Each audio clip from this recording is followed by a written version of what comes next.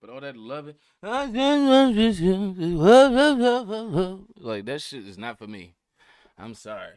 I like when Mac Miller was damn near on the line, about to say the N word, almost said nigga. You know what I'm saying? I like that Mac Miller when he was. It sounds bad. I do like. I don't like him necessarily rapping about drugs, but I do like the experimental Mac Miller, not this. I just want you, and I love your slippers, and we together, and like that shit, man. Not for me. That's all I'm gonna say.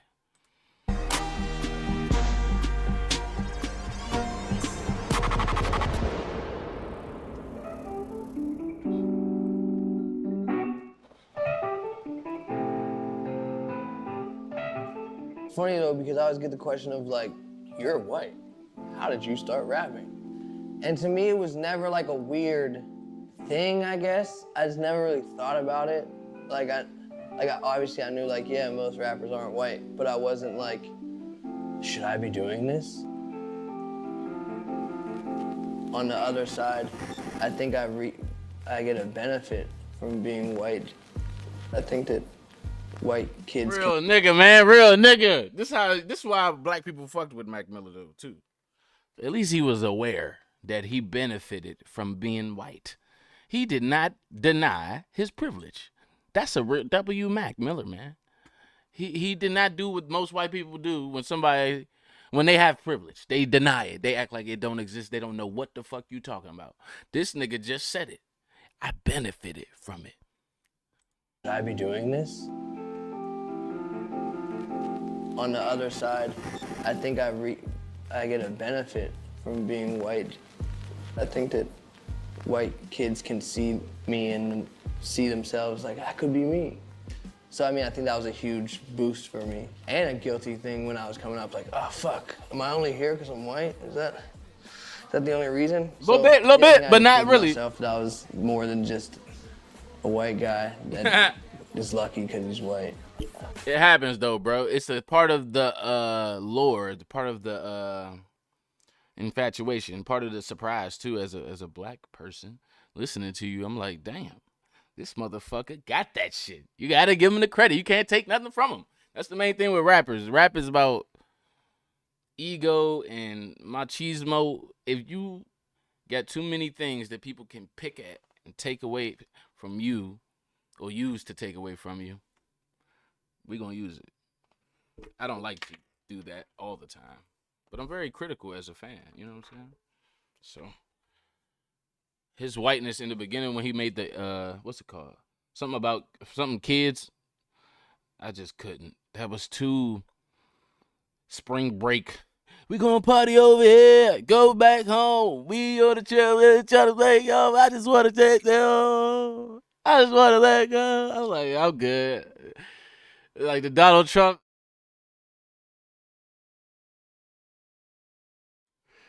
It ain't for everybody. But he knew, you know, he had enough creativity within him to reach multiple types of music fans.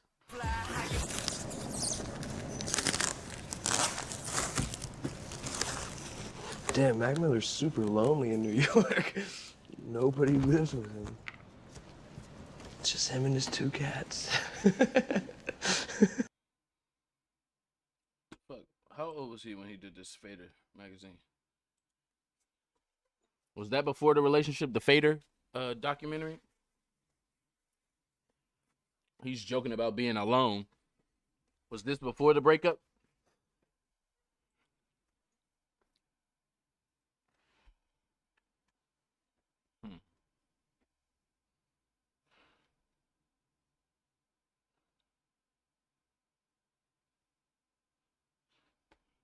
Okay, so they helping me understand my little. I have crazy conspiracy hunches and theories that just pop in my head. It's not that I justify them. I just let them live and exist. I don't shoot them down when they pop up in my mind. But Mac wasn't just a casualty of a breakup. Obviously, he was fighting addiction long before her. Yeah, but let's just understand.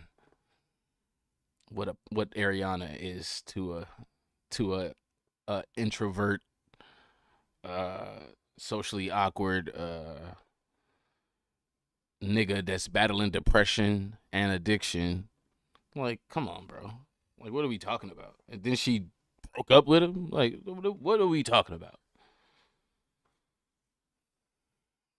Probably added stress, but to clarify, that it's toxic to fully blame the woman. Ain't nobody blaming that bitch.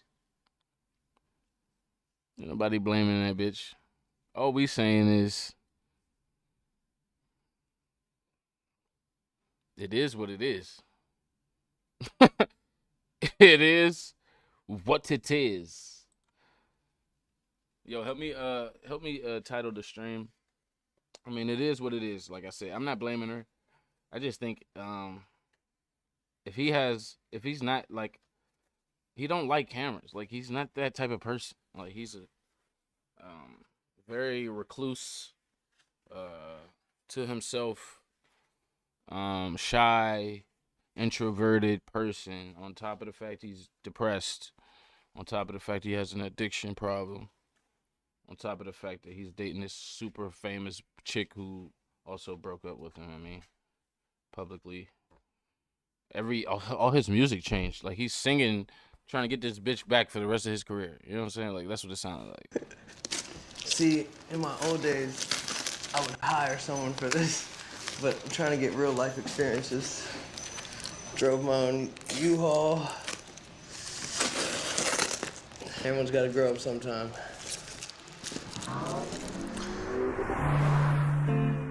But I was an easy target. I admit that. Like, I don't know what changed. I think I just got more conceptual with what I was doing. People just started maybe getting how real everything was to me, I'd say. So this documentary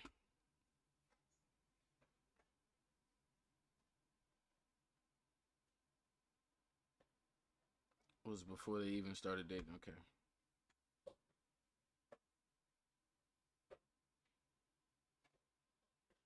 Before they even started dating. I think I just kind of started giving more of myself and who I actually am.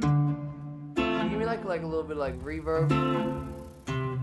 And I think it also became one of those things where like I got so much negativity that it almost became like, okay. I was a part of that. I ain't gonna lie. I was a part of that. I'm a diehard Mac Miller fan. Like, I damn near kill somebody. Like, I know this nigga like he related to me or something. But for real, I was a part of that. I was a kid though. You know? I was a kid growing up in the DMV. It's not cool to listen to Mac Miller, bro. We was clowning that nigga. What's the joint? You was easy Mac with the cheesy raps. Who the fuck is Mac Miller?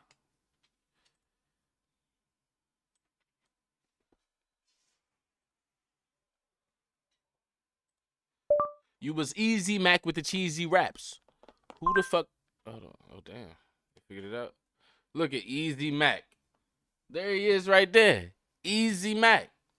Listen, you fuckers, Easy you Mac with the screwheads. cheesy raps. Here is a man who would not take it anymore. A man who stood up against the scum, the cunts, the dogs, the filth, the shit. Here is someone who stood up.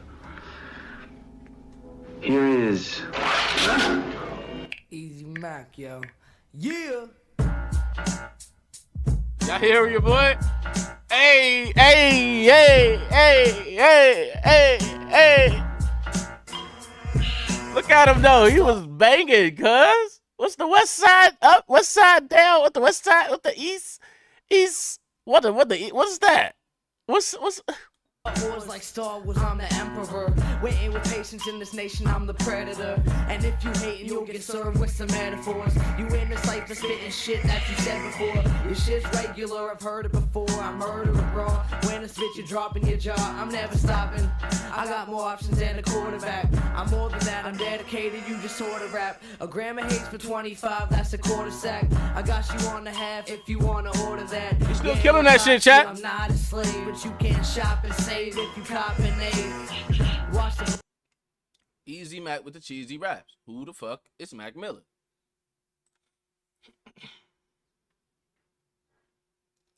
Let's watch him freestyle right quick, and then we're gonna get to Easy Mac. The Togas, baby, quad 5, homie. Toga. T-O-G-A. King of flow. Toga. Yeah, Toga.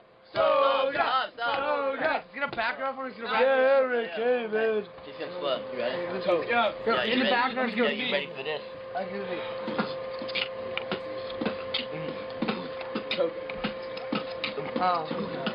Yeah. On the bus sitting here in a toga.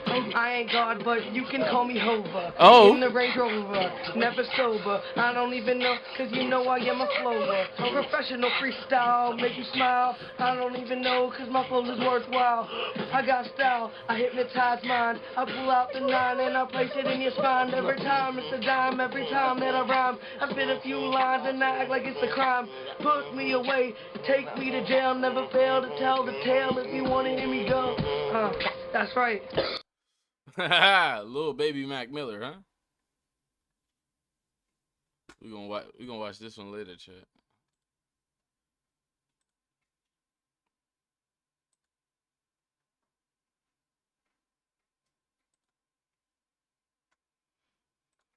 Let's hear Easy Mac with the cheesy version. Flash Caterpillar back.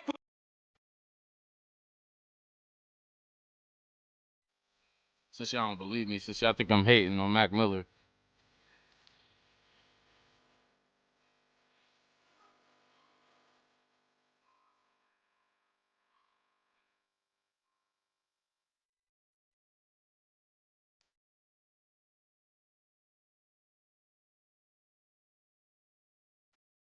Fuck.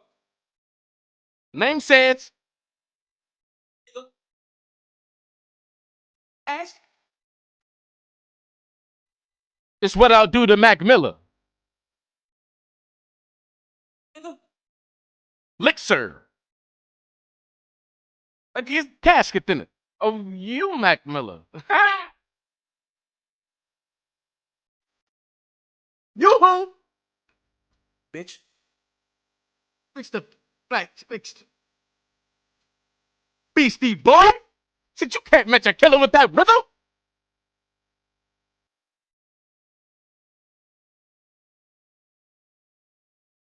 I knocked the thoughts off your balcony, king. You're from a home of funny bones. The one I've known. And let's you get your money stole. You a bully best day ever. With them Nikes on your feet. Coming through Blue Slide Park. I'm gonna rob this chump. Party on Fifth Ave like you Donald Trump. Nigga, give me your shit. You was Easy Mac with the cheesy raps. Who the fuck is Mac Miller? Fuck. You know what I'm saying? Who the? You know what I'm saying? There's no point to overly hate on this dude. Let me actually see what he's doing. And when you look in, there's some good music there. I think I just kind of started giving more of myself and who I actually am. He was done being Easy Mac with the cheesy raps. You know what I'm saying? That's all I'm saying. Like a little bit like reverb. And I think it also became one of those things where like I got so much negativity that it almost became like, okay, there's no point to overly hate on this dude. Let me actually see what he's doing. And when you look in, there's some good music there.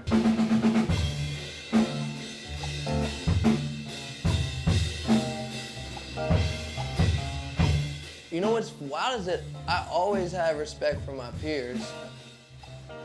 It almost becomes like if the people you love fuck with me, maybe you might not be correct in your assumptions, you know?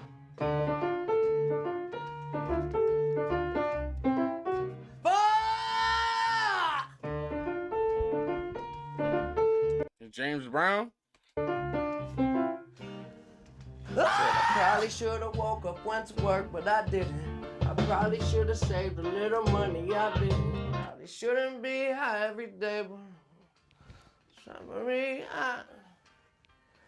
probably should. It's my hats off to like all the people that did like champion me and did say, you know what, like we fuck with them, and it's real. I came for whoever is in charge.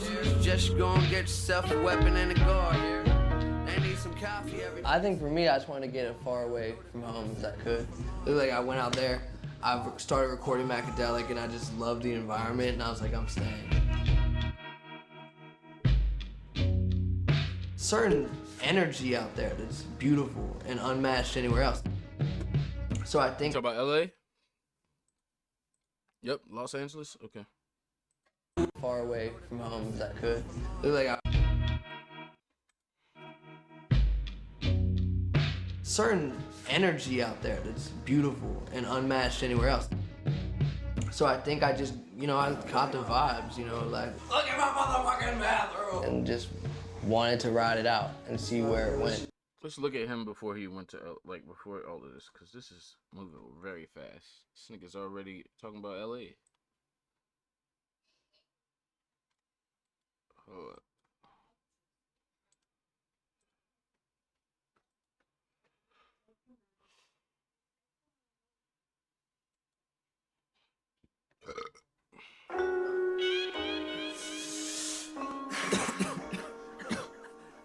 Kids. Hey, Kool-Aid and frozen pizza. It's the work of art, I ain't talking Mona Lisa. Dream of rocking crowds, see me filling up arenas. This weed got me laughing like a damn hyena. Yeah.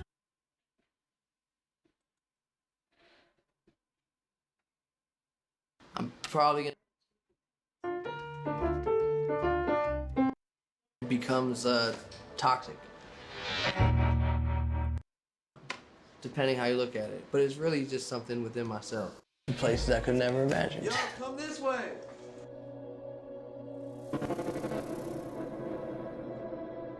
To have all that space is a pro and a con. I was about to say, I thought he said he hated that big ass house.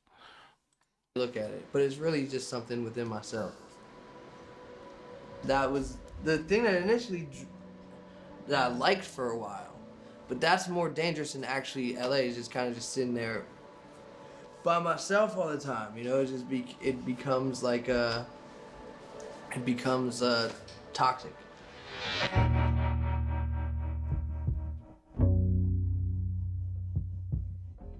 It started by me just sitting inside all day, and then it's like, then you get bored. Then you're like, well, I could just be high and I could have a whole adventure in this room. I'm always like, if someone's like, you want to try this? I'm like, yeah, sure. And then it just kind of fucks you up when you have a bunch of money. Y'all want to hear the song where he was talking about that? I wonder who the girl was. He had a song on Macadelic where he talked about a girl giving him drugs. I think she gave him I don't know if it was DMT. She gave him something crazy enough to where he was hallucinating. And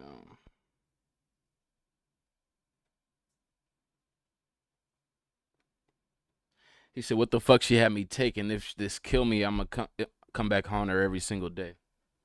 I just wonder who that girl was and if it's ever Because I'm sure the industry knows, they've seen Mac Miller do drugs, bro. People know.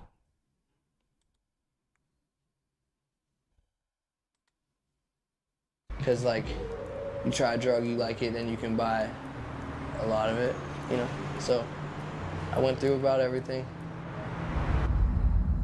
We cleared a couple. I went through about everything is crazy. That's like a crazy way to just say you did all the drugs. What? Because you was bored? No. To places I could never imagine. Yo, come this way.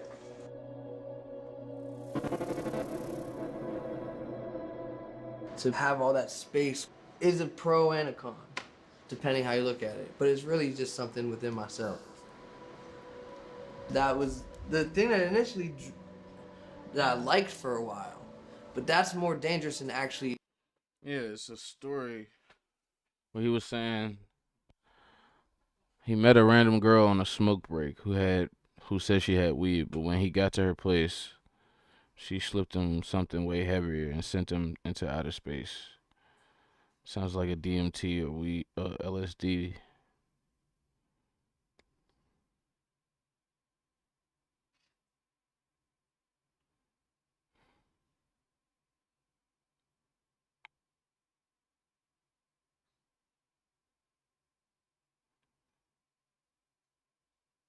Yeah, I think he was falling in love with. I don't know. Drug usage, man.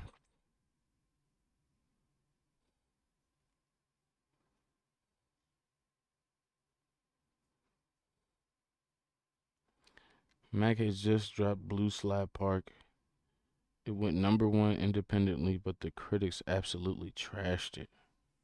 Meaningless frat rap. Wow.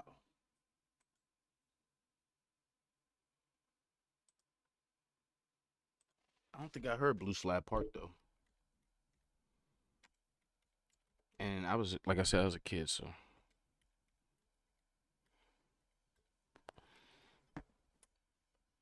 Now they call it Mac Miller's Blue Slide Park. I know that's fucking right. This nigga got the park named after him.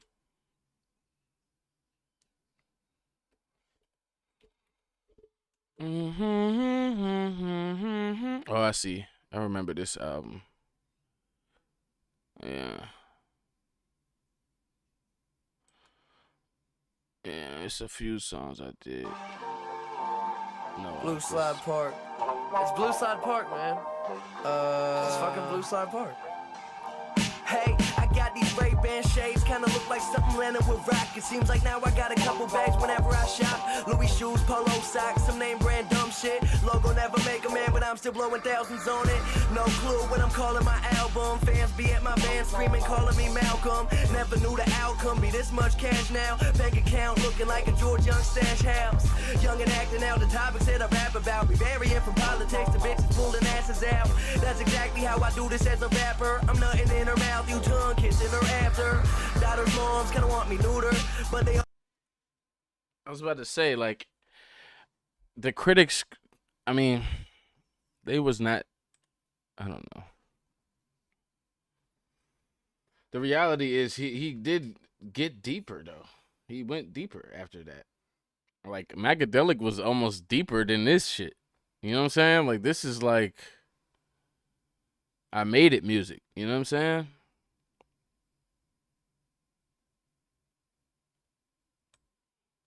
I'll listen to another joint. Let me see.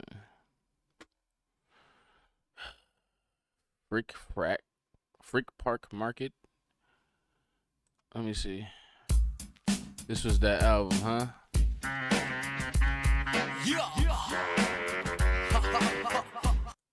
Like 20, I'm a honker, then come running, cause we gotta hit the road. We gotta hit the road. Make sure you got a clean shirt, clean. Yeah, I wasn't listening to this.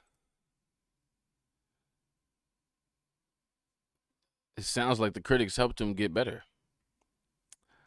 I don't think he liked it at the time. Who would?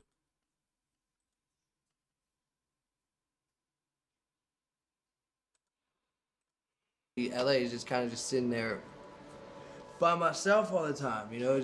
It becomes like For me, I probably should. it's my hats off to like all the people that did like champion me and did say, you know what, like we fuck. That's what I was thinking too. I didn't think Mac Miller was trash. I just didn't like what he was doing. So I said his fans should really help him stay afloat while I'm not paying for the music.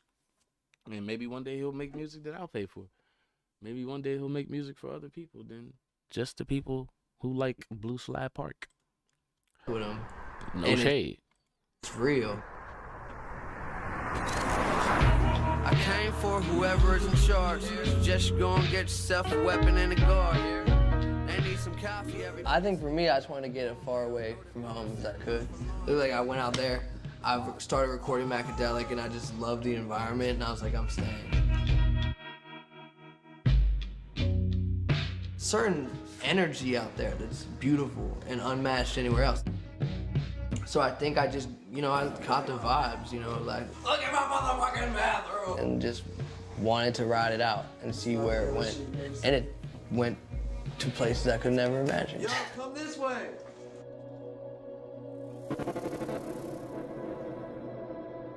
To have all that space is a pro and a con, depending how you look at it. But it's really just something within myself. That was the thing that initially that I liked for a while. So you're saying anywhere he went, he'd have had that depression. That was the thing that initially that I liked for a while, but that's more dangerous than Anacon, depending how you look at it. But this way.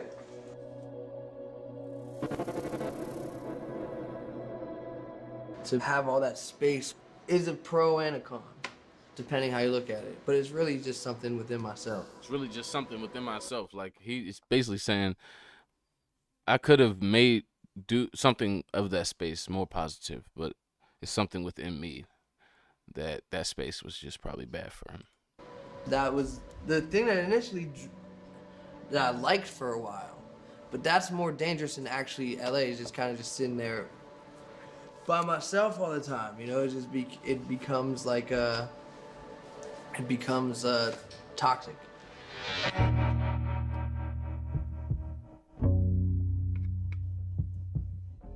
It started by me just sitting inside all day, and then it's like, then you get bored. Then you're like, well, I could just be high and I could have a whole adventure in this room. I'm always like, if someone's like, you wanna try this? I'm like, yeah, sure. And then it just kind of fucks you up when you have a bunch of money, because like, you try a drug, you like it, then you can buy. I wonder if this trip was real.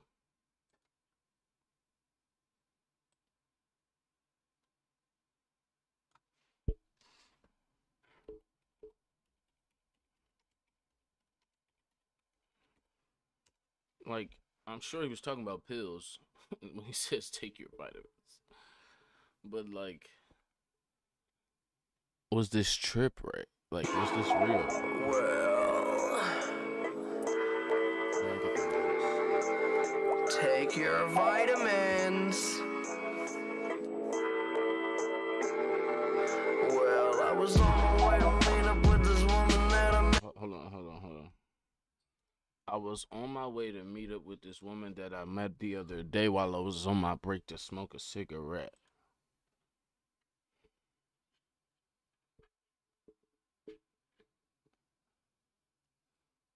I hit her up, she had some weed and told me come through, we should smoke. Bring a pair of lungs, don't bring no money, baby, Bring a pair of lungs, don't bring no money, baby, I am broke. So I'm walking up the stairs to the porch. Knocked against the door, heard some feet against the floor.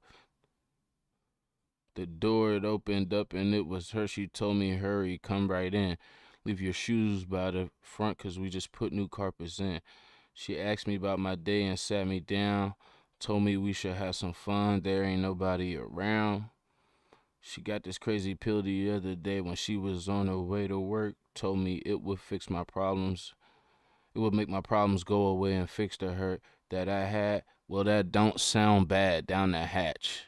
Like, literally.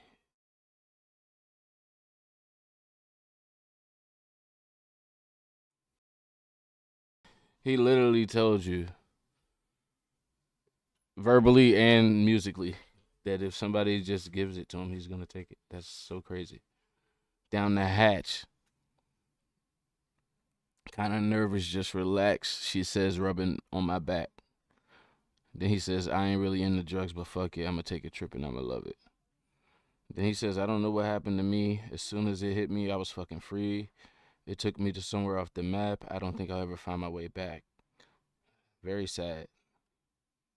Then he says, I left right after that and started driving to my house where I reside. I was high and possibly a little fucking out my mind. I can't remember where I live. It's like, it ain't like I just bought this house. I said, fuck it, took a breath and opened up my door and just jumped out. It's funny because I didn't even hit against the road. I just went right through the ground and started floating on my own. I see colors, different colors, like they glowing in the light. Like they glowing, they were light. They was glowing like they glowing in the dark, but it was bright. That's alright. This shit crazy. What the fuck she had me take? If this kill me, I'ma come back on her every single day. As I wait, sitting somewhere that I never seen, felt like I forever dreamed. Just imagine, set a scene. Power and imagination got all my surroundings changing. Found a place to drown my brain in something like it's outer spaces, but nothing Like the pictures from the astronauts they show me back in school when they told me drugs were bad. Oh man, they had me fooled. Jesus. The other day while I was on my break to smoke cigarettes, I hit her up, she had some weed and told me come through, we should smoke. Bring a pair of loves, don't bring no money, baby, I ain't broke. So I'm walking up the stairs to the porch, knocked against the door, heard some feet against the floor. The door went open up and it was her, she told me hurry, come right in, leave your shoes up by the front, cause we just put new carpets in. She asked me about my day and sat me down, told me we should have some fun, there ain't nobody around. She got this crazy pill the other day when she was on her way to work, told me it would make my problems go away and fix the hurt that I had. Well, got on Sound down bad. bad, down the hatch, kinda nervous, just relax. She said rubbing on my back. Well, I ain't really into drugs, but fuck it, I'ma take a trip and I'ma love it. A lot of it, you know. So I went, then you get bored. Then you're like, well, I could just be high and I could have a whole adventure in this room. I'm always like, if someone's like, you want to try this? I'm like, yeah, sure. And then it just kind of fucks you up when you have a bunch That's of money. crazy, chat. Because like, you try a drug, you like it, then you can buy a lot of it, you know? So I went through about everything. We cleared a couple of things here. It sounds crazy to do every drug, but it does make more sense when he just explained it like that, right? There's been a lot of talk about me being on drugs. We cleared a couple of things here. There's been a lot of talk about me being on drugs. I'm not, look at me, do I look like I'm on drugs to you? Not on drugs. Drugs are on me. Alright?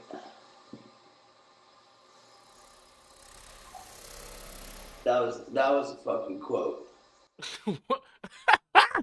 How high y'all think he was right here? What was he?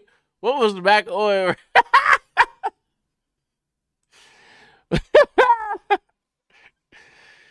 Oh my God! What was Mac Miller on when he was in the tub with the whole?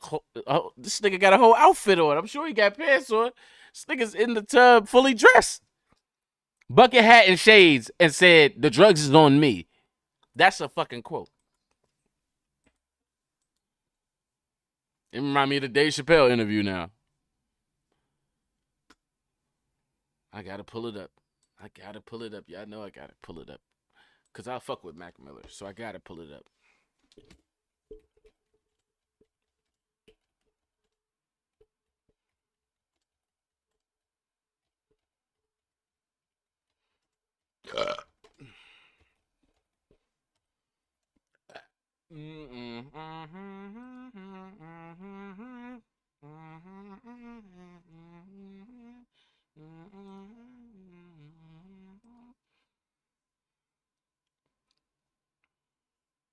When Martin Lawrence was in that chair, we talked about. I love that dude. I love that dude. He played a role in your life, I believe. How do you feel about him as a person, as an artist? Martin Lawrence is the guy that showed everybody you can make it from D.C. to Hollywood.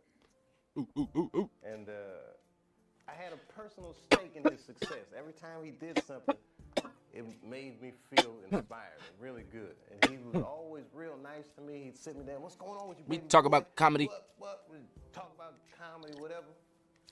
And, you know, when we did Blue Streak, we were promoting it, and Martin had a stroke. He almost died. And then after that, I saw him, and I was like, oh my God, Martin, are you okay? And he said, I had the best sleep I ever had in my life. That's how tough he is. So let me ask you this. What is happening in Hollywood? What's happening in A L.A.? guy that tough Mm-hmm. will be on the street waving a gun. What's wrong with Dave? screaming, they are trying to kill me. Why Dave go to Africa? Well, why is Mac Miller in the tub, fully dressed? Why is Dave Chappelle going to Africa?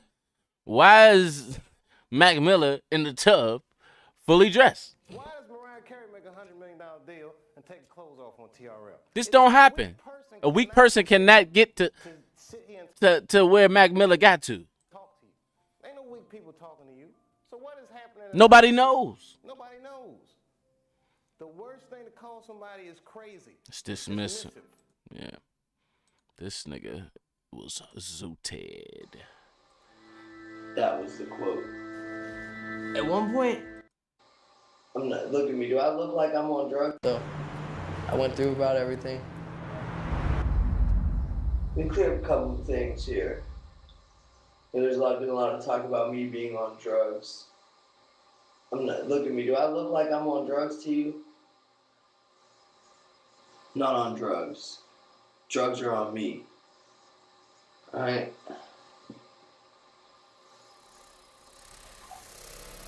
That was a fucking quote. Why they ain't send him to rehab right here? They said the same documentary. There's another scene of French Montana where French Montana had to sit Mac down and tell him to slow down on the drinking lean. And when French Montana, who's heavily, French Montana know what that lean shit is. You know what I'm saying? When French Montana telling you to chill. That was the quote. That nigga got a song, don't stop, pop that, don't stop, what you twerking, don't stop, pop that. That was a fucking quote. Poor Mac, man. That was the quote. It's a whole camera crew around him right now. While he's fucked up, there's a camera crew. So, do we have to get into the business of Mac Miller? What was his business like? Was his business good? Was he getting robbed? Was that stressing him out? Was the record labels treating him like a slave at some point? What was stressing Mac Miller out? Let's look at the list of things that could have been stressing Mac Miller out to the point where if he's sitting in his nice new LA home and by himself, what was getting him so... I mean, of course, depression is a thing. I'm not saying that isn't a thing. I'm just saying besides that, what could be stressing this man? You know what I'm saying? Because I think if his team knew he was doing this, he supposed to just hit the rehab. He white. You already know what's about to happen. This is it's not, I hate to say it, but it's the typical story. You're supposed to get this nigga into rehab. He's in the tub, fully dressed. Point, weed didn't relax me from everything. It made me more paranoid about all the shit happening, right? So that makes sense. I needed to get a drug that was a little more numbing, if you will, and less in your head. So yeah, I think that's really what sparked me doing other drugs, is because I hate being sober. I wanted a drug to do. No, this is too much though. This is the pure. No. It's not that I'm shit. saying that's how it came No, you're not listening to me. No, I know it's not. This is not even the one that you. Wow. So his story was actually the opposite. 90% of the time is because labels are fucking stealing from them. But apparently this nigga was the boss. He wasn't a slave. So the pressure of being the boss.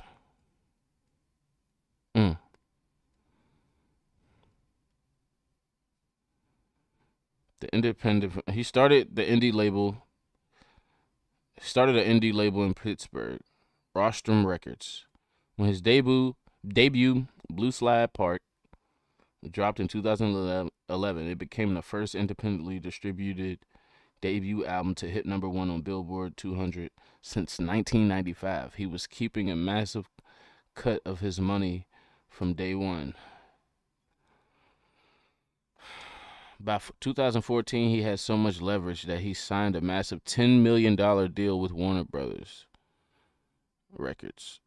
But he didn't sign himself. He signed his own imprint, Remember Music. So he had creative control. He wasn't a slave. He was an executive. That's fire. If it wasn't the label that was stressing him out, the money was right. Okay. What was pushing him? Okay. The Lord Finesse lawsuit? Right when Mac Miller was blowing up, legendary hip-hop producer Lord Finesse sued him for $10 million for using his beat on the mixtape track Kool-Aid and Frozen Pizza?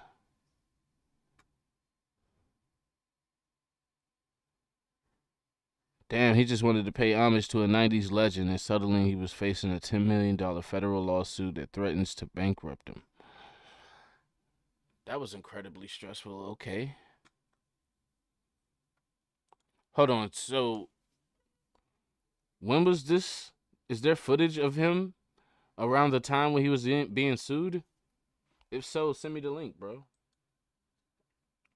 When Blue Slide Park went number one, the internet critics absolutely slaughtered him. Pitchfork famously gave his album a 1.0 out of 10. Damn, they called him a joke. Mac has admitted on record that his specific review broke him mentally. Shit. He started drinking lean heavily right after this because he was so depressed that the hip-hop culture he loved did not respect him. God damn. When Mac moved to LA, he bought a massive mansion and built a studio in it. Called it the Sanctuary. It became the 24/7 hub for the entire industry. Earl Sweatshirt Tyler, Vince, Absol, everyone was always there. Sounds like fun. It meant his house was a non-stop frat party of enablers. He had no peace. He eventually had to move just to escape his own house. God damn. Why didn't he go to rehab? Mac did have periods of sobriety. He worked incredibly hard to get clean multiple times, especially around the swimming era, during parts of his relationship with Ariana. But when the addict is the one signing the checks for everybody, wow, right, that makes sense. The power dynamic was too crazy. Like, he's the only one that can really send him to rehab. If a friend or employee steps up and says, I'm taking you to rehab and shutting down the tour, they're risking their own paycheck, and Mac would just fire him. It's the same trap Juice WRLD, Prince, Michael Jackson fell into. When the star is the bank, the people around them often lack the power to force them into a facility.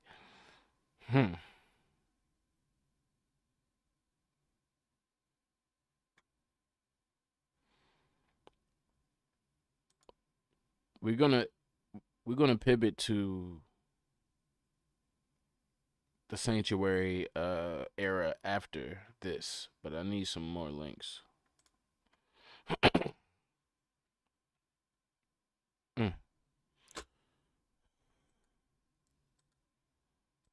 So right here, basically, is when Pitchfork told him he was a fucking joke. It made me more paranoid about all the shit happening, right? So like, I needed to get a drug that was a little more numbing, if you will, and less like in your head. So yeah, this footage is the exact year he was being sued for $10 million and getting trashed in the media. So he isolated himself. He's not partying. This is a 20-year-old kid self-medicating to survive the industry. I think that's really what sparked me doing other drugs, is because I hate being sober. I wanted a drug to do. Nah, this is too much though. This is the pure. No. It's not that I'm shit. saying that's how it carries the You're not listening to me. No, I know it's not. This not even the one that you think is it. Yeah. This is the one that's it. That's really it. What more than activist? Listen to me. I'm your brother. This right here. I'll taste it. I'll let you know. You're gonna miss a couple of shows. No way. He's telling them, this is not that. Don't play with this one. This is crazy, Chad. This is perfect. It's what? I'd rather be the corny white rapper than the drugged out mess who can't even get out of his house.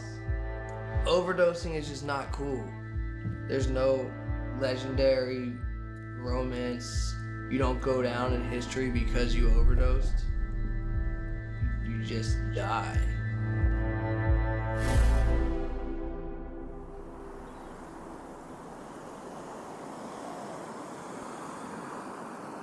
When you stop making excuses for myself, that's really when it was. When it's like I step out and look at how this looks to someone who doesn't have any idea that I'm famous, whatever, just like walks in and looks at the situation, they're gonna be like, this is fucked up, you know? Being able to admit that's not the way to live. And you can still have fun every now and then. I'm not fucking sober, I get fucked up. Like, let's keep it real. I get super fucked up, still, all the time. That will never stop. But I'm just in control of my life. I'm not fucked up right now. I'm chilling.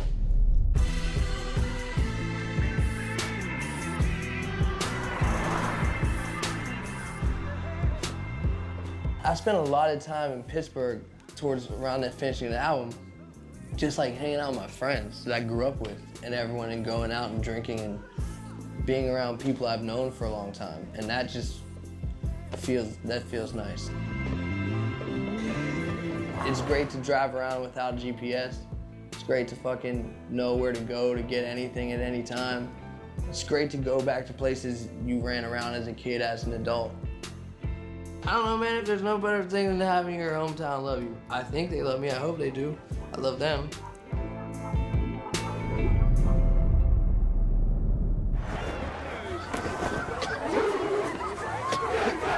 Please welcome international recording artist and Pittsburgh native, Mac Miller.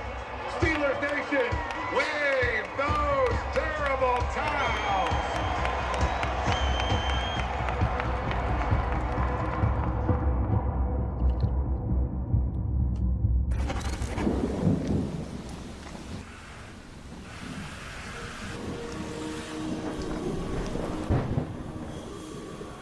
I want to be positive as a human being and through music, but I also want to have low points. You know, it's like an ascension, and there's moments when it get dark because nothing is all good. When did he record Delusional Thomas? Does he ever talk about creating that alter ego? Because this is what he's talking about in this Fader documentary. He says he wants to document musically those low points in his life where it gets dark. Delusional Thomas is that. He has a song on there where he says, continue to spread diseases with my AIDS-infested penis, putting seeds inside of bitches, giving birth to retarded fetuses. That's how he opened the song. This is what he's talking about. He was not feeling good, I don't think, when he made that. Like maybe he was, but maybe he wasn't. You know, it's like a dark. Just like hanging out with my friends that I grew up with and everyone, and going out and drinking and being around people I've known for a long time. And that just. Psychotic horrorcore tone. November 1st, 2013.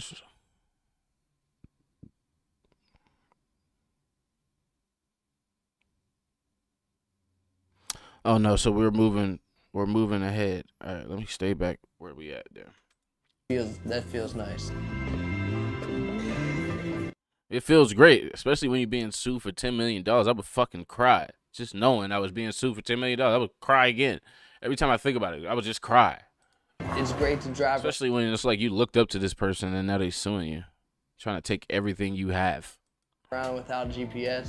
It's great to fucking know where to go to get anything at any time. It's great to go back to places you ran around as a kid, as an adult.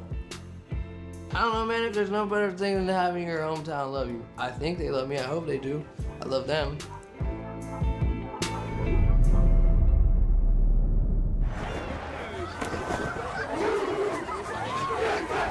Please welcome international recording artist and Pittsburgh native, Mac Miller.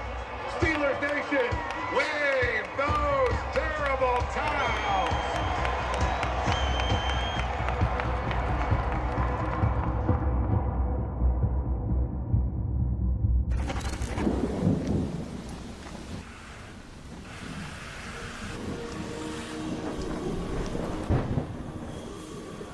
I want to be positive as a human being and through music, but I also want to have low points. You know, it's like an ascension, and there's moments when it get dark because it's nothing is all good.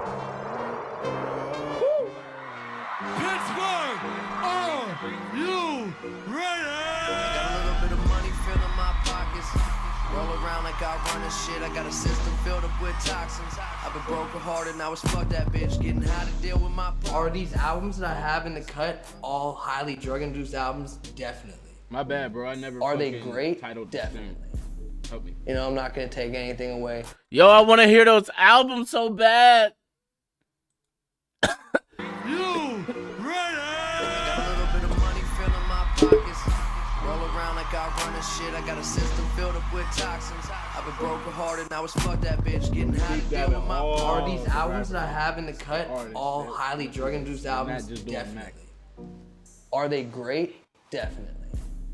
You know, I'm not gonna take anything away from the shit that I went through to make these albums. I'm not gonna write them off just because I was on drugs, because I went through too much emotionally and mentally and negative against me physically to act like it was for nothing.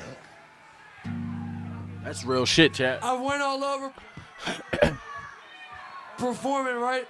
But there's something special.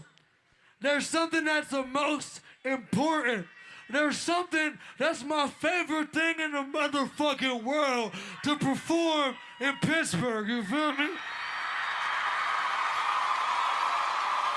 When I come home, I want to see shit be the craziest that I've ever seen in my motherfucking life.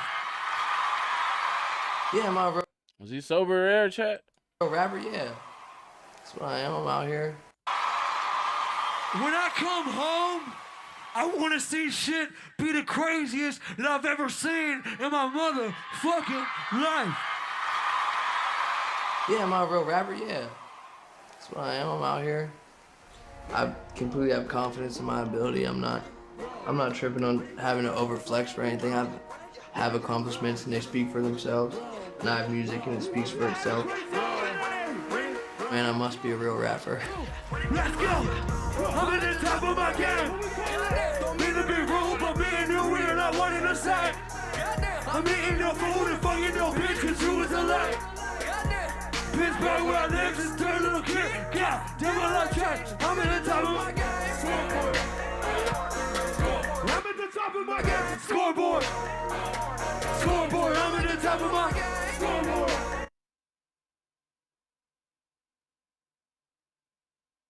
We have a special opportunity. This is the story of Russell Jones, a.k.a.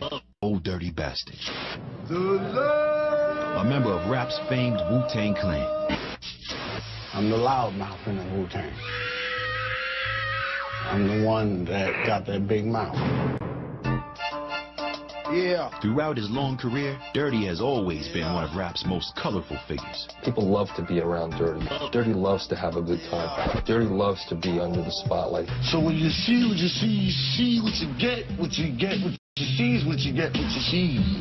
He always had something else about him that, you know, almost like it's invisible. When you see Dirty, you see real. And that's the main word that describes Dirty at the end of the day. What do you guys do to get back to the community? Y'all want to hear one of my favorite ODB songs? Niggas might be mad because it's not like, you know what I'm saying, a hip-hop historian's pick, for sure. Well, take your vitamins. This song right here, chat, is one of them ones, if you ask me. Yo, this is Chris Rock. You heard my man, he ain't on no commercial shit. Fuck all that commercial. This ain't no commercial song. What? It's the ODB. That's the young DB. ODB.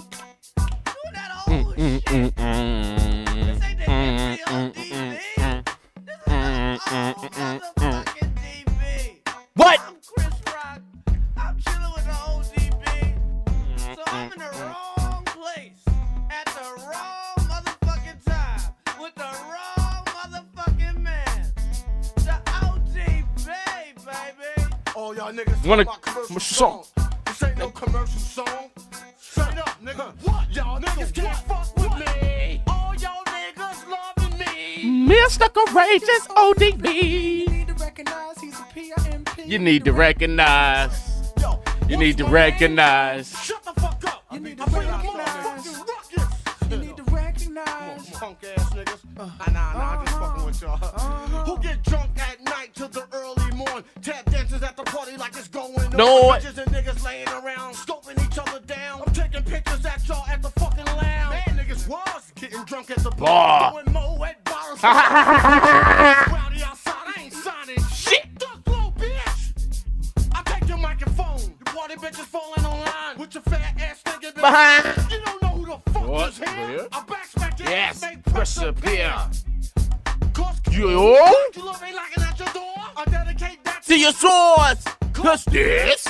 Don't hear any stinking. Having a pew, so I was thinking. If y'all ain't know, that's how the ODB. That's how you get down, bro. That fuck with that nigga.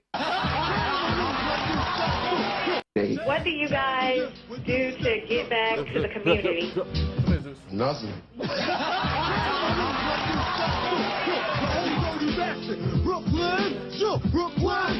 He's crazy now, but he tells me there's nothing like publicity, and he's the master. Dirty brought that unique talent to the 98 Grammys. Yeah. When the Wu-Tang Clan were passed over for Best Rap Artist, Dirty went off. Please calm down. The music and everything. I said, I went and bought me an outfit today that costed a lot of money today. You know what I mean? Because I'm thinking that Wu-Tang was going to win. I was down on the floor. Oh, no, he didn't do it. I don't know how y'all see it, but when it comes to the children, Wu-Tang is for the children. We teach the children. I was drunk as a You know, I just got mad, man, because the Wu-Tang didn't win that day. Okay? I want y'all to know that this is ODB and I love you all. Peace. But Dirty's behavior was becoming more and more erratic. In 1997, he was charged with assaulting his then wife and driving under the influence. 2 years later, Dirty was arrested for possession of crack cocaine. I'm from the streets. They get me put money in my hand. I don't know what to do with that but to go crazy. Smoking, drinking, all kinds of Like, I didn't really see the total destruction that was coming to him. But if I really would have knew, you know what I mean, I would have told him to chill out. Wait, hold up. You didn't know? Being under the influence. 2 years later, Dirty was arrested for possession of crack cocaine. I'm from the streets. First of all, They get when I me watch put money these in my old documentaries, they be fucked up a little bit.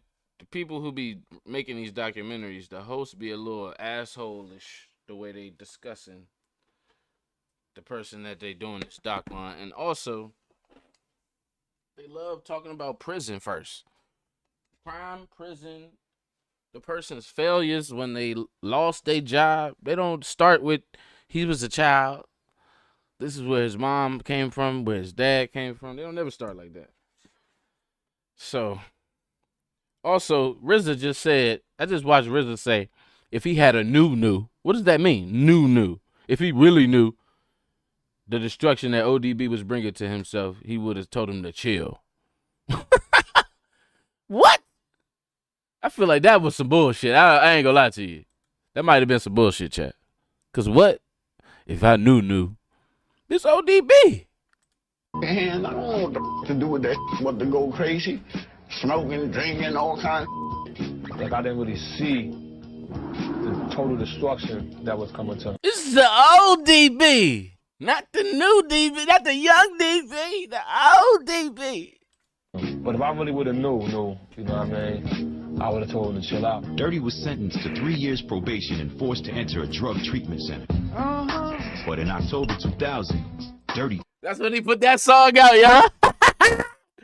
That's when he put that joint out, chat. That's my shit.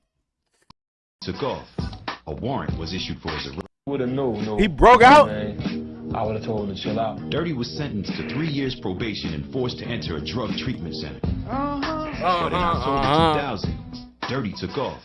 A warrant was issued for his arrest. The judge wanted to lock me up for a stupid reason. So I said, nah, let me get the out of here. He just showed up out of the blue at my sister's house. And I saw him coming, he was limping. I was like, man, you know, he looked really bad. A month later, Dirty was finally caught at this McDonald's drive-thru in Philadelphia. He pleaded guilty to all charges and was... Had to get him a McChicken, chat. You know what I'm saying? Had to get some hot fries. The McChicken back then probably sent was to fire. Clinton Correctional Facility in upstate New York. 1 2 1 2 1 2 1 2. Dirty was always tremendously frightened of jail because he was told that if he ever went to jail, he was going to be killed. You know how you go in prison and you sit down and you read a book, or you write a rhyme, or you get on the phone and you happy, hi, mom, dad, what's up, man? All that. That wasn't like that for me, done. When I was in prison, all I heard was we are killing ODB.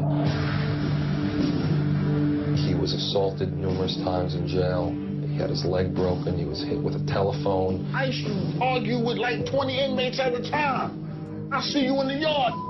What? Popping that up there and over there and over there. I was always nervous. That's crazy.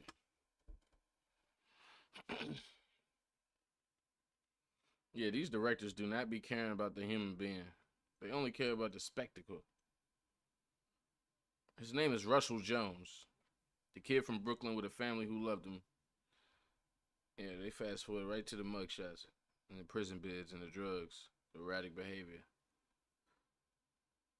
Poverty voyeurism. That's literally what we should call this shit. Where they strip away the person's roots so they can build a narrative of a crazy rapper and his downfall. Like it was just inevitable or something.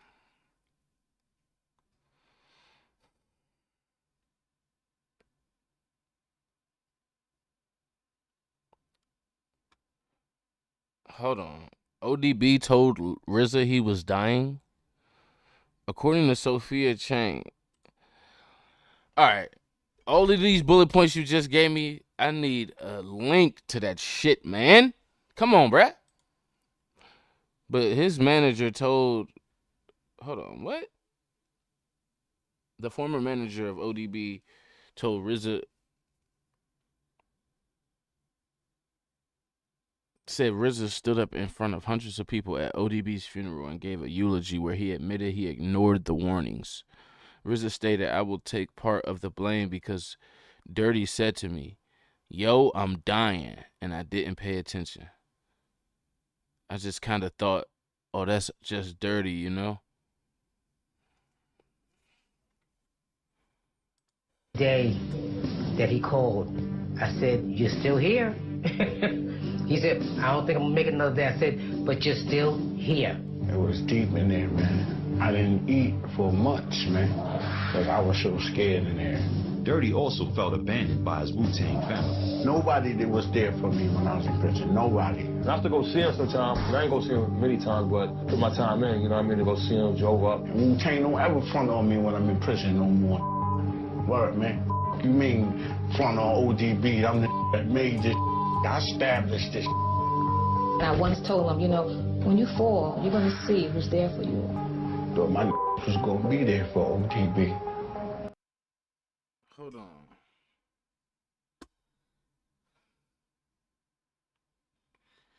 In a 2017 interview, RZA confessed that just 12 hours before ODB passed away from an overdose, ODB forced RZA and his son to watch him get high on crack cocaine. That's crazy. RZA later admitted his lack of intervention was part of our negligence, stating that when family sees you struggling, they should have the courage to step in and say, stop that. It wasn't just drugs, it was the suffocating business structure. In 2003, while being filmed for a reality show, ODB was caught on camera openly criticizing his cousin. He was visually frustrated, cursing on camera, saying, RZA won't let me out my contract. What the fuck you doing?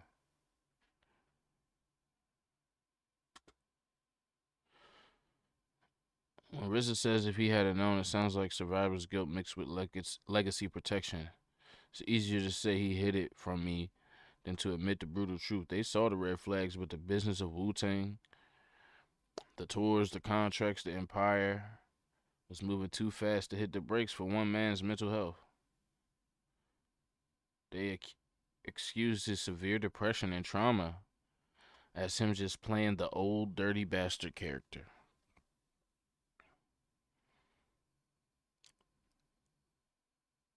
It's the same enabler trap with Mac Miller and the CEO Addict dynamic.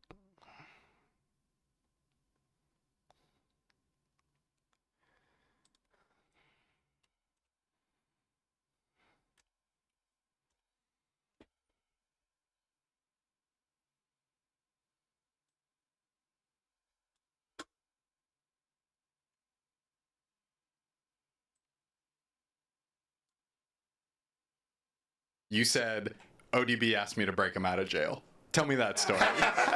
Yeah, he did. And I considered it. What was that call like? Man, it was just like, yo, you got to get me out of here, God. Like, you got to use your power to get me out of here. He was about to die. They was trying to kill him every day in prison. He begged RZA to let him out and help him get out. Use his power. Now RZA's somewhere on a white man's podcast laughing about it. Hold on, what? You said ODB asked me to break him out of jail. Tell me that story. Yeah, he did. And I considered it. What was that call like? Man, it was just like, yo, you got to get me out of here, God. Like, you got to use your power to get me out of here. What's your best idea? He's like, I know you can do. He said, I know you can do it. Tunnel? Man, I was like, I didn't know what to do. That was a tough one. At one point, I considered myself a cop, right? Really? No, because I stand for justice. Some of these cops, they don't. They're not keeping up. You mean in the abstract, philosophical sense? In the sense. philosophical, serving, protecting, and dealing with justice, I'm standing for justice. But when my family was caught up in that moment, he wanted me to do something. I didn't know what to do, but I definitely thought I did have a meeting. Okay, I did have a meeting with. I won't say no names, but I had a meeting. People who get that kind of thing done. I had a meeting, yeah. Okay, and then I was like, I had a meeting. Okay, we'll leave it at that for now. We'll leave it at that. You said ODB asked me to break him out of jail. Tell me that story. Yeah, he did. And I considered it. What was that call like? Man, it was just like, yo, you got to get me out of here, God. Like, you got to use your power to get me out of here. What's your best idea? He's like, I know you can do. He said, I know you can do it. Tunnel? Man, I was like, I didn't know what to do. That was a tough one. At one point, I considered myself a cop, right? Really? No, because I stand for justice. Help me break it down. RZA was getting the most money off of Wu-Tang. How was the structure built? Serving, protecting, and dealing with justice. Trickle-down I'm standing funds? for justice. But when my family was caught up in that moment, he wanted me to do something. I didn't know what to do, but I definitely thought I did have a meeting. Okay, I did have a meeting with. I won't say no names, but I had a meeting. People who get that kind of thing done. I had a meeting, yeah. Okay, and then I was like, I had a meeting. Okay, we'll leave it at that for now. We'll leave it at that. You said ODB asked me to break him out of jail. Tell me that. He said they fronted on him when he was in jail. They ain't giving a fuck about ODB. For 2 years, the only person who regularly visited Dirty And over there and over there. I was get on the phone and you happy. Hi, Dad, what's up, man? All that. That wasn't like that for me, done. When I was in prison, all I heard was we are killing ODB. He was assaulted numerous times in jail. He had his leg broken. He was hit with a telephone. I used to argue with like 20 inmates at a time. I see you in the yard. What? Popping that up there and over there and over there. I was always nervous. Every day that he called, I said, "You're still here?" He said, "I don't think I'm gonna make another day." I said, "But you're still here." It was deep in there, man. I didn't eat for months, man. But I was so scared in there. Dirty also felt abandoned by his Wu-Tang family. Nobody was there for me when I was in prison. Nobody. I have to go see him sometimes. I ain't go see him many times, but put my time in, you know what I mean, to go see him, drove up. Wu-Tang don't ever front on me when I'm in prison no more. Word, man. You mean front on ODB? I'm the that made this. I established this. And I once told him, you know, when you fall, you're going to see who's there for you. Thought my was going to be there for ODB. It wasn't there for me. For 2 years, the only person who regularly visited Dirty was his mother. He's still my son.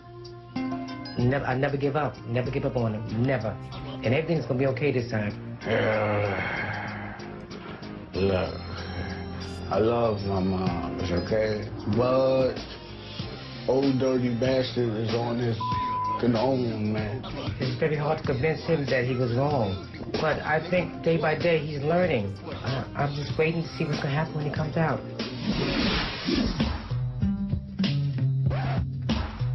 In November 2002, Dirty became eligible for parole.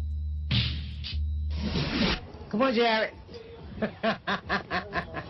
While he waited for his parole hearing, he met Jared Weisfeld, a 23-year-old aspiring hip-hop manager. Jared has done everything. Everything. Without Jared, I don't know. I am his co-manager with his mom, Cherry. I handle most, or if not all, the negotiations for clothing deals, record deals. I just got off the phone with the record.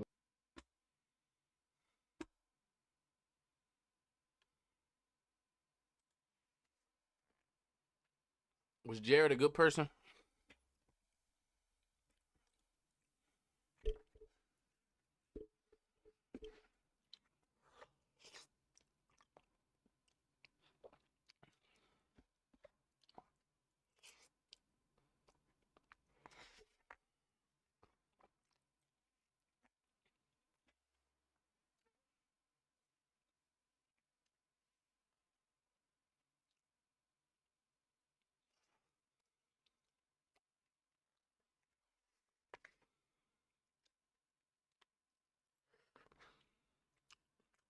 How y'all doing, chat? How y'all feeling?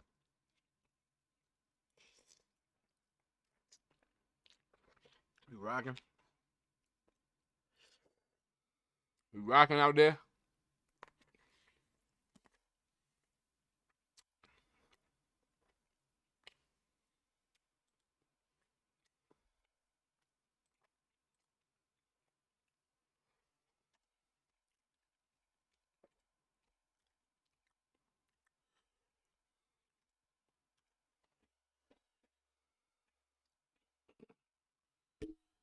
Shit.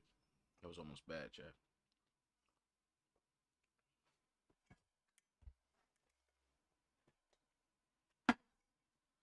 You need to recognize who's a PIMP. You need to recognize. You need to recognize. You need to recognize.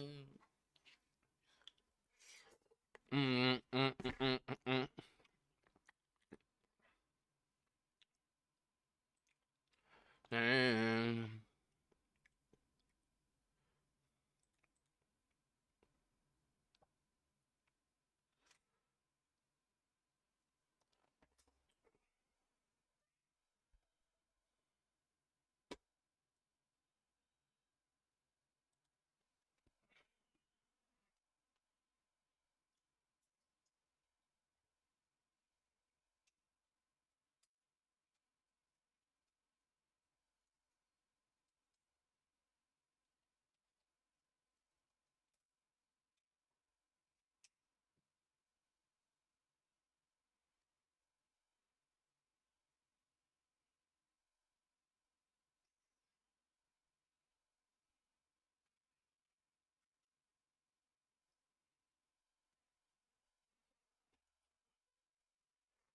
What the child star say?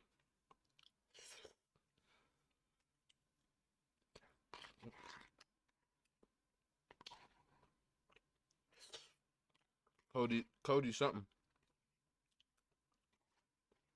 Cody said, don't be coming in this industry with that naivete. They say they don't even know if this guy's a good guy or just an opportunist. The industry don't even know. I think that says enough, right? Because if he was just a good guy, then we would just know that. You know what I'm saying? If he was just a good guy, we would just know that, right? Oops. Label. They're gonna have something ready for you by the latest tomorrow morning. So. All right, then. All right, I'll call you later, brother. All right. Bye. Yo, so I see. Yo. Yeah. Bring me something to eat. Okay. What could you bring me? That turkey sandwich you like? Ain't nothing else to. What else do you want? I don't know. Yeah, just bring a turkey sandwich. All right. Turkey and cheese. Okay. Peace. What else you want? On February 5th, 2003, give me something good. Some Dirty was outside granted food, parole. bitch. But before he can go home, he still has to do one more thing. Due to his history of behavioral problems, Dirty needs to pass a mental evaluation in a Manhattan psychiatric center. I'm fine mentally. I calm down now. I see life for what it is. You know, I'm just hoping I don't get out in the streets and up again.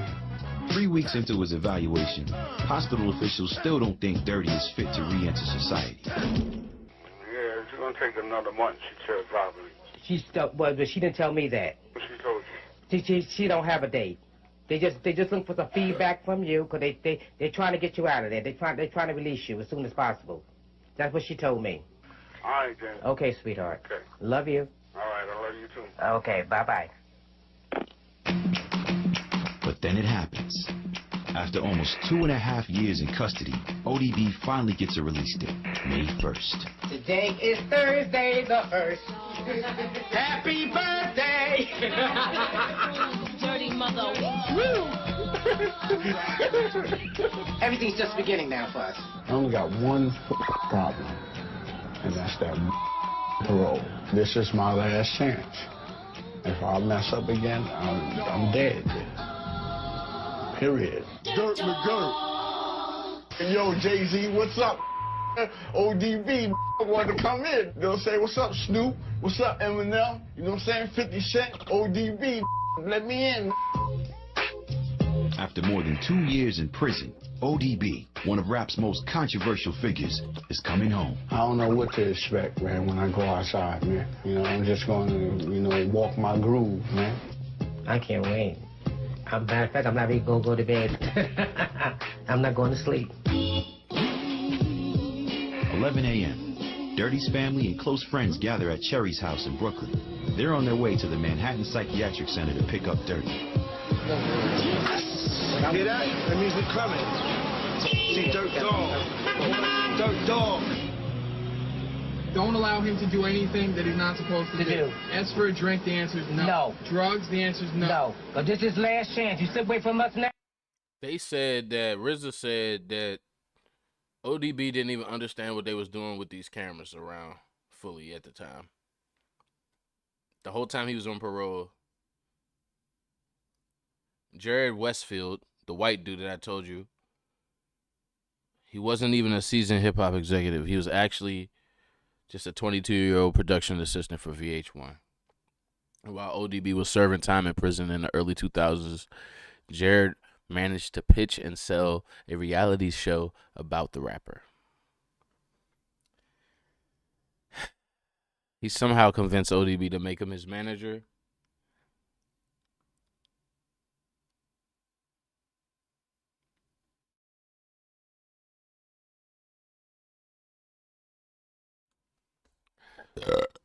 The industry turned ODB's mental health into a televised circus. Jared was the architect of that. He pitched the show to VH1, capitalizing on ODB being on parole. RZA called him the first experiment of a reality show. Damn. Noting that the footage was painful to watch because they were taking advantage of a vulnerable guy who had just gotten out of the system. Jared is the guy who helped engineer ODB's unlikely post-prison comeback, which included getting him signed to Dame Dash, Jay-Z, and Roc-A-Fella Records. As RZA pointed out, Roc-A-Fella never treated ODB the way he was supposed to be treated. They just took him right out of the penal system and moved him like a massive corporate product. Jared and the manager navigating those deals man, while ODB was visibly struggling.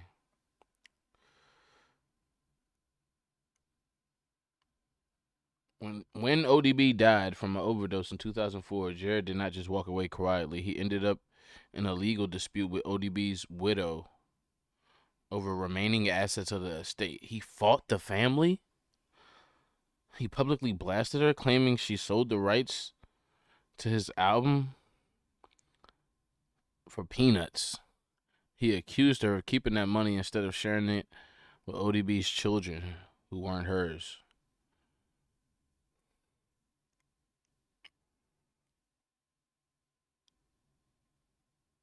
While ODB lost his life to pressure and the drugs, managing him was the ultimate launchpad for Jared's career. He used that momentum to become a television producer, creating shows for MTV, Spike TV, Nickelodeon. He later became the CEO of his own literary agency, Objective Entertainment, representing hundreds of authors and making massive book deals. So was he a good person? He definitely helped get ODB out of a massive hole and engineered a comeback when nobody else could, but he also built his entire empire on putting reality TV cameras in the face of a deeply unwell addict, pushing him into the Roc-A-Fella machine. ODB didn't even understand the cameras. Now, we lost him.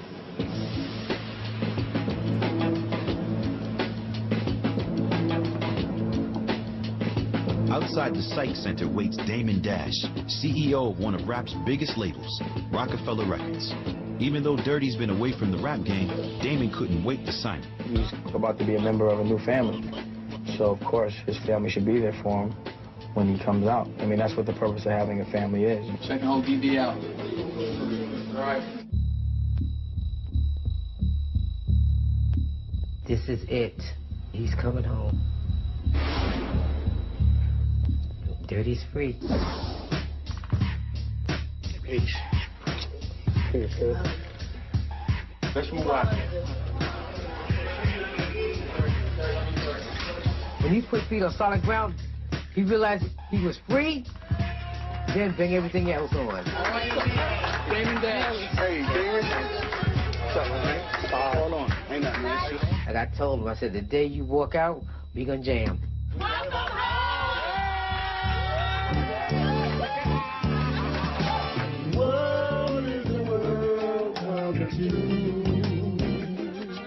So many are used and abused. I'm just happy to see my family, you know. I didn't think I was going to be able to touch them no more, you know. So fast anyways, it'll be over before you know it. How often they do their drug testing? Pretty bad. Submit to substance abuse testing as directed by the PO, meaning that you could be drug tested anytime. I will not consume alcoholic beverages. You understand? Yeah. I will remain in and at my approved residence between the hours of 9 p.m. and 7:30 a.m. Failure to be in my approved residence during these curfew hours will be considered as a violation of my... All right, you got to sign right here. You understand everything? Yeah. Right? Just have to ask you a question. Did you take any substances? Nah. All right. Well, what we're going to do is give you a test anyway. How often they do their drug testing? Pretty regularly, though. Oh, yeah. This is an on-the-spot tester, okay? Yeah. Any one of those that has a line, that means you're clear. Yeah. Okay, but you probably straight. Lift up that thing that says move when valid. You're clear. You throw all that out. Okay. All right, take care, man. It's nice meeting you again. Nice meeting you too. All right, y'all take care. All right, man. All right. Damn, 9 o'clock. Time passes so fast anyways, it'll be over before you know it. Stay focused. Keep your mind off of all the stuff you can't do. I don't like that, man. I don't like it. It's something that I gotta do, so I'm gonna just do it. To keep his mind off parole, Dirty turns to the best distraction, work. He hooks up with his new bodyguard, Barry, who takes him over to Roc-A-Fella Records. Bro, can you make sure that door's open so we can go straight in, please? There, Damon Dash introduces Dirty to fellow rapper Freaky Zeke, who's recovering from a gunshot wound. Yeah, just got him out. Yeah, I'm still bleeding and the blood dripping along. Like, they had cut me open on this side the last time, but the other one is went in like that, man. This is your cousin now. We all friends. Yeah, my Next, Dirty meets his new label rep, Kenny Burns. It's his job to get Dirty back on the airwaves. Ain't nothing. I got something for you. Oh, yeah? You got it done last night. Oh, yeah? It's called Welcome Home. The hottest club right now. I'm going to show you. You're hot. Welcome home, dirty mother.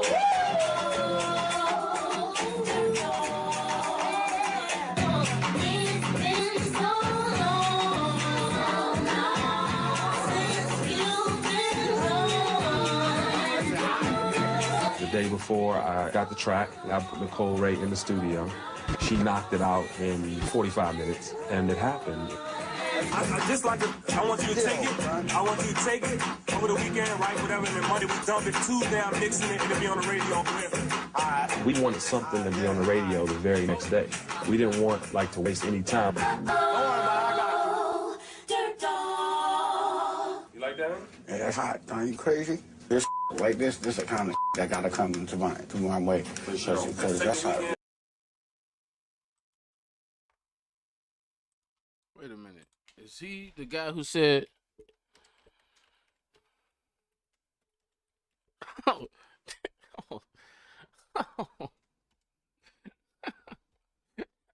Tripping.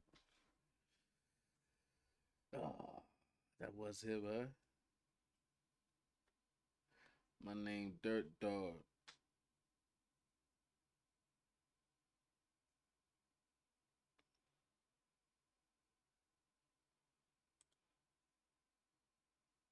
Come on.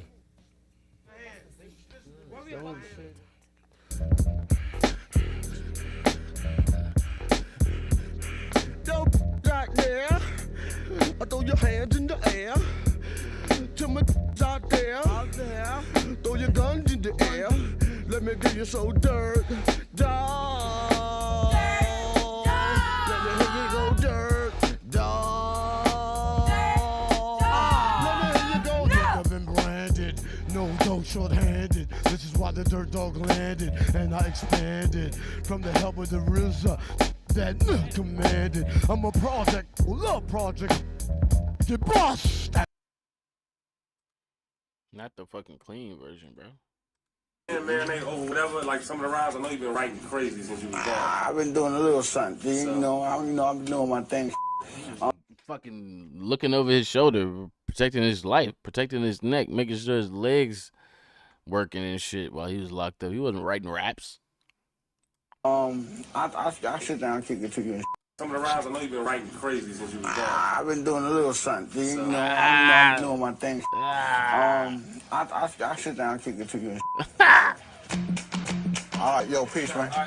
Just 5 minutes after hearing the beat, Dirty gets inspired. I love that. That makes me know he's on top of his game 100%. That's the reason why I signed him.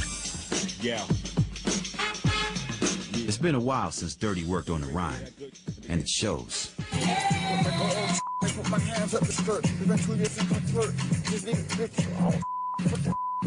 Oh, my girl, oh, let me put my hands up the skirt. Been 2 years since I flirt. Bitch, her knees get hurt. She is in the street.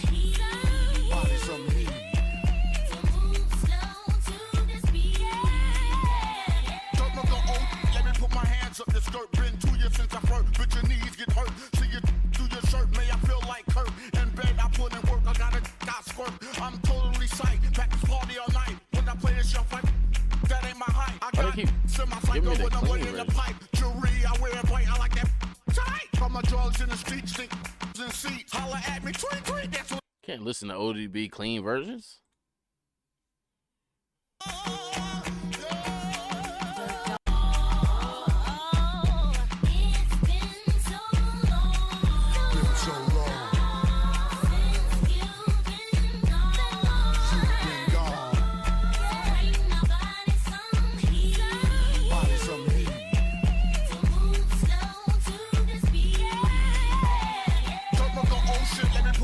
Up the skirt, been 2 years since I first. Bitch, your knees get hurt. See your titties through your shirt. May I feel like Kurt. In bed, I put in work. I got a dick, I squirt. I'm totally psyched. Practice party all night. When I play this show, fight fucking bitches, that ain't my height. I got ants in my psycho when I'm laying the pipe. Jewelry, I wear it white. I like that pussy tight. From my drugs in the streets, think assholes in seats. Holla at me, tweet, that's what the fucked up feet. Banana living bitches, vast and itches. Unwire your coochie stitches, get green, I'm riches.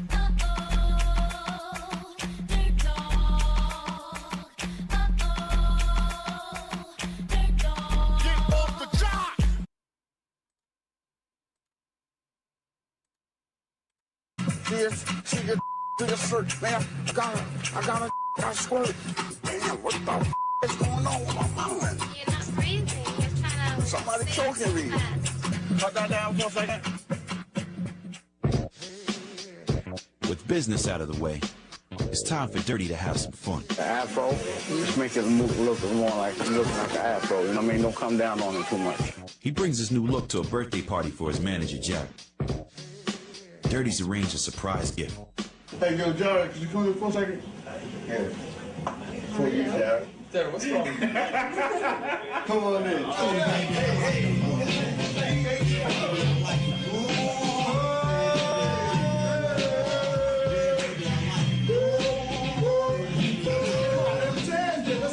thought it was a really nice birthday gift that Dirty got me. Dirty had more fun than me. There's a girl for you, baby. Man, fuck you, bro. You been stealing this nigga's. Man, fuck this guy, bro. Hey, yo, Jared, could you come here for a second? Yeah. For you, Jared. Jared, what's wrong? Come on in.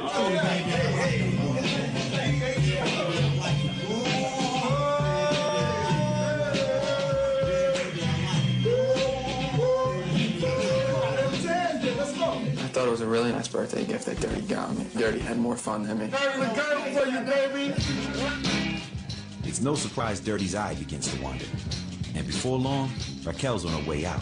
I'm almost ready. I'm so hungry. How did they cut from beginning from one moment to another? That's crazy as fuck.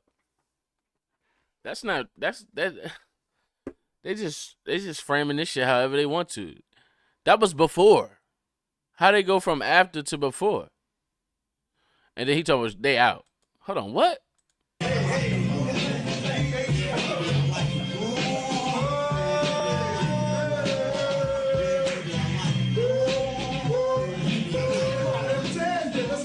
thought it was a really nice birthday gift that Dirty got me. Dirty had more fun than me. There's a girl for you, baby. It's no surprise Dirty's eye begins to wander. And before long, Raquel's on her way out. I'm almost ready. I'm so hungry. A lot of ups and downs have been going on between us. I think her thing was the jealousy. You gotta get dressed. Make sure I get your number. All right? Why should I compromise myself for him to let him run around and get girls' numbers and all that? Either you gonna live with it and overlook it, or you gonna go. She said she had to go. Today, I'm going back to California. Look, she got to catch a 4 o'clock. Okay. All right? Okay. Make sure, right? Please, because I can't dare get no more. Free from his girl, Dirty must now free himself from his Wu-Tang contract, which group leader RZA says still is in effect. It's a problem. It's still a problem, right? Yeah, RZA says he won't sign off on it. I think he wants to be compensated. Yeah, maybe so, man. I mean, that's, family business, personal family business. I really don't have nothing to do with it. Hopefully, both parties will, whatever they have to do, be fair about it. I wouldn't worry about it. Later that day, Dirty goes to the studio to record his first track. While at the mic, he gets a call from Wu-Tang manager Divine Riggs about the contract and royalties he claims he's owed. Hey, yo, Yo, what's up with RZA, man? Is something going wrong or something? Talk to me, man. What's going on? And why don't you just nip it on in the bud and just take care of it real quick, Devon? Because I ain't got no money, man. I ain't got a dime in my pocket. No, what, one-sided? I ain't been out for 2 years and you frontin' on 10 little ass G's? God, I spent that in 1 day, God. He fronting on 10. He want 10,000.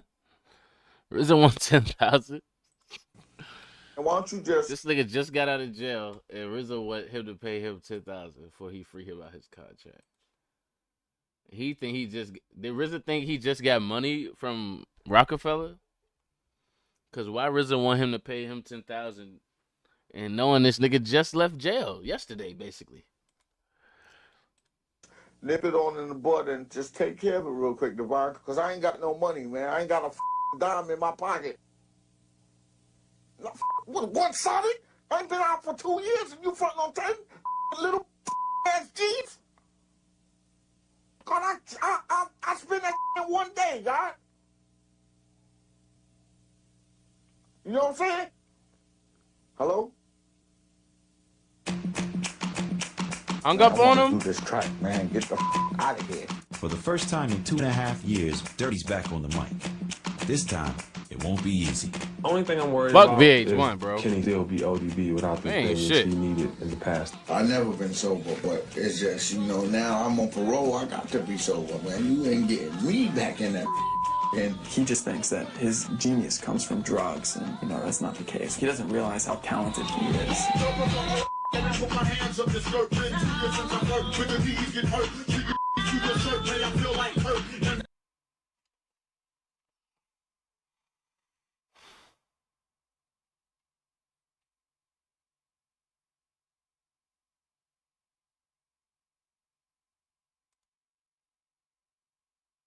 No, I'm watching a clip of ODB on the phone fighting with, I guess, RZA's manager or his representative saying, figure that shit out because I don't have no money. Saying that his contract was still in effect while he's trying to record his Welcome Home song. You know, they asking him for what? He said, I think he said 10 G's.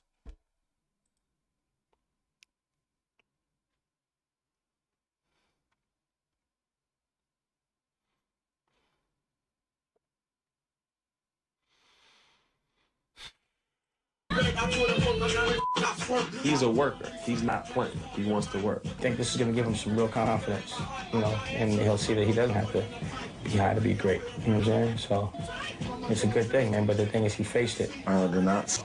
I felt it in my back and in my chest. You know what I'm saying? The energy. Yeah. I'm still number one.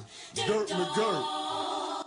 So they had the cameras in his face, recording him doing this whole documentary during this time and couldn't just pay him the money, give him the money he needed to get out of this contract with RZA.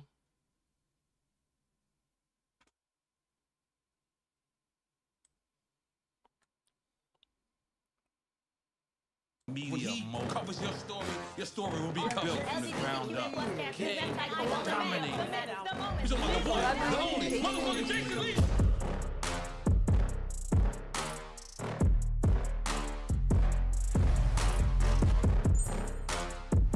All right, welcome back to an all-new episode of the Jason Lee Show. Now, you know, one thing I don't do is lie. So I'm going to call this next guest a legend and an icon, and it is an honor to have the one and only artist, producer, hip-hop architect, and director. Please welcome the RZA. I could talk about it a little bit. When I pitched it to the team, the idea is to run around the globe one more time, maybe a total of 100 to 120 shows, and then no more commitment, no more obligation. With the Wu-Tang, it was said that I hold the bat flag, let's use it as an analogy, and if I put the flag up, brothers come. And so I put the flag up. And this is why we're doing the final, you know what I mean? But yeah, for me, I definitely found himself in when you were there. Well, at the end of the day, you know, for every negative action, there's going to be a negative return. This is written in the Bible, written in all scriptures. But for your positive action, we're going to multiply you. All right. So if you just take a multiplication, it's better than an addition, right? So take your art, let it be art. Don't let it be to trying to prove your braggadocious of how gangster you can be or how savage you can be. I mean, there was a time when savagery was to call it a day. You know what I mean? And you know, violence and I mean ODB is you never kind of recover from that. You know what I mean? He was not just was he my cousin, but like he's my cousin going through puberty. You know what I mean? So that means we in the bed all night talking. I mean, reading comic books or like we breaking day. You know what I mean? We chasing our first girlfriends and growing in life and writing songs. You know what I mean? 12, 13, 14, getting knowledge of self and all these things. So, you know, he was. And our families are close. My brothers and sisters and his brothers and sisters. You know, we was let's make one joke about us. So they called this family the Brady Bunch because it was 3 girls and 3 boys. And they called my family 8 is enough because my mom's had 8 children. But eventually she ended up having 11, so we beat that number. But it was like a bunch of kids. And this nigga not saying nothing, bro. When just when those two families show up, it's already a party. Chaos. Yeah, you know what I mean? The Juzza, you know, cousin as well, but older, he was more like the light for us.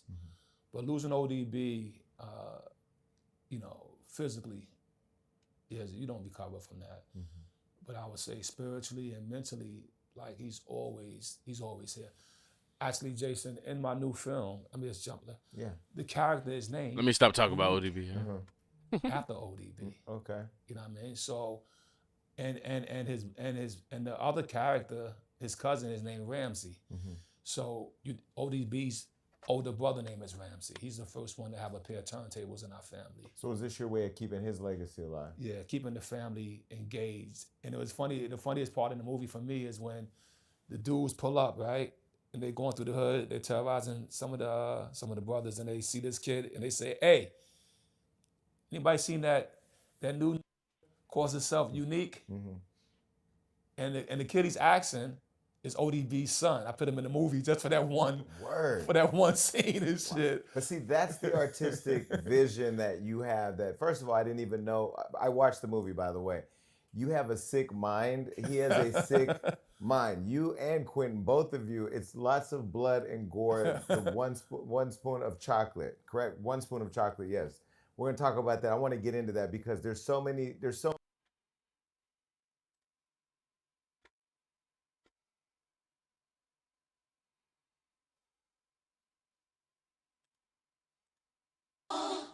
I'm looking for a good girl, man. Good girl, look for me, too. I'm gonna go get me a nice go-go girl or some disco freak and lay the up. Yo, get up in that Discord. I'm gonna see y'all tomorrow, YouTube. We done with y'all, man. I appreciate y'all for tuning in this long. Let me see.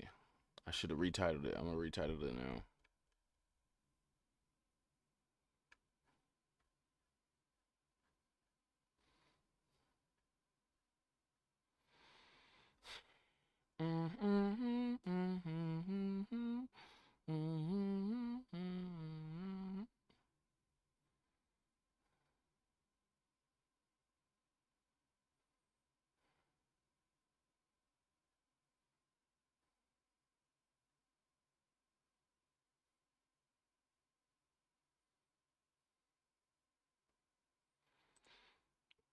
Remind me again, what's the title of this stream? I forgot.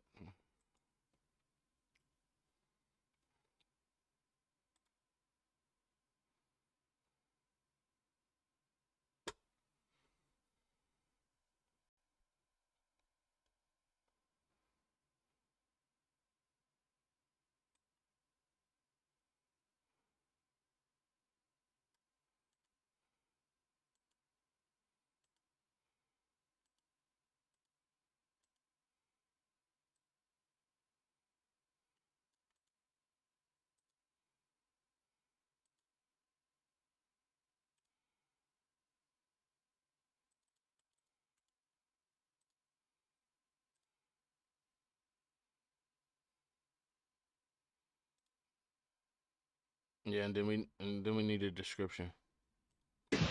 Since his release after 2 years in prison, rapper Old Dirty Bastard has devoted.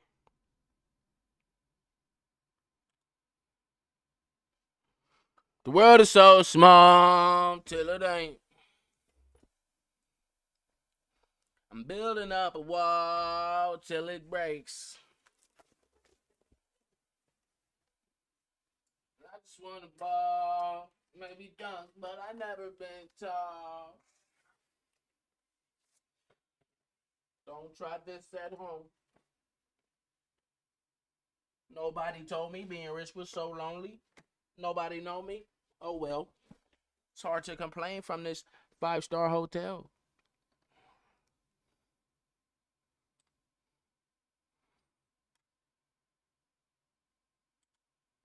That's really all it take. You don't need nothing but today. Today.